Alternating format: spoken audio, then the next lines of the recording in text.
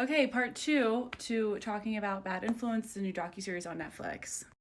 Go back and watch part one. There we ended with Piper's mom, Tiffany, requesting sluttier clothes for her 12-year-old, and the other mom being like, what? Now, this is probably the point where you're like, the parent, red flags, parents, but no, they stay till the end. So it's also worth noting now too, making the videos obviously starts to not be fun anymore. The kids are stressed, they're crying half the time.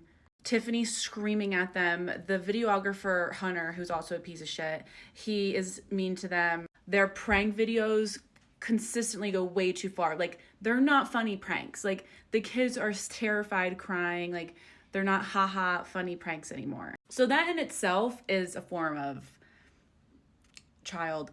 Can I say the A word on here? Like, I don't even know what's going to get taken down. But let's continue. So Piper's mom, Tiffany, you think letting her talk to the Megan man was bad enough? No, she actually starts selling Piper's underwear. That's right. One of the other little girls goes home one day and tells her mom, Mom, why do old men like to smell underwear? And the mom's like, what are you talking about? How'd you hear about this? And it's because they're selling Piper's underwear. Again, she's 12. Fucking sick shit. And it's not just Megan, the creepy old man and men on the internet that are creepy to these kids. Tiffany also starts to show signs of essaying. One day, one of the boys went live. And during this live, Tiffany was drunk and she was also feeding this kid alcohol. He was also drunk, only 17. And during the live, Tiffany grabs his face and starts making out with him. He pulls away and she goes in again for a second time. This was after she was kind of hanging all over him all night, telling him that he's going to be so hot in a few years. He's 17.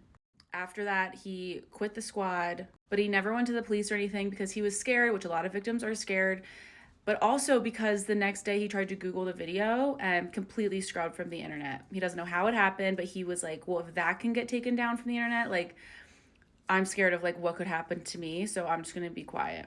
So then Tiffany started to realize that like any video or content with the word crush in it, or if like a boy and a girl or the kids were like dating or hugging or kissing in a video, it got more views. So then she started to like really push more like sexualized content with the kids. Again, just really, really disturbing. Like, I feel weird and icky just talking about it. I don't even know like what words to use for me to not feel like a fucking pervert.